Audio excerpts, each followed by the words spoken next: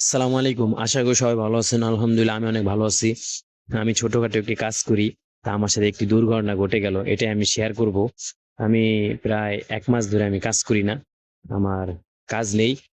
তারপরে আমি ঈদের ১ সপ্তাহ পরে আমি কাজে যাই। একদিন কাজ এই শনিবার একদিন কাজ করি, তারপর রবিবার আমি আবার কাজে যাওয়ার উদ্দেশ্যে বের হই। আমি একটা গেঞ্জি পরবো। এই গেঞ্জিটা আমি ওই জায়গা থেকে ওই জায়গা থেকে আমি টান্দা ধরছি। তাই ফ্যানটা দেখেন, এই ফ্যানটা আরো নিচে ছিল।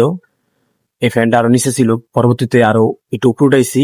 এই ফ্যানটা আরো নিচে ছিল, তখন আমি ওই জায়গা থেকে আমি গেঞ্জিটা আনতে যাই। তখন আমার দেখুন এই হাত, দেখছেন এই হাতটা, আমি বাম হাত দিয়ে আনতে যাই, ওই থেকে গেঞ্জিটা একটু টান দিই, গেঞ্জিটা একটু বেজেছিল, তা আমি একটু টান দিই, তখন আমার হাতটা একবারে গিয়ে পাখার লগে লেগে যায়। তারপর দেখেন এই যে এই অবস্থা। মানে আমি খুব গরিব মানুষ, আমি কাজ করি, ছোটখাটো কাজ করি। তাই কি আমার প্রায় 1 সপ্তাহ কি 10 দিনের মতন আমার বসে থাকতে হইব।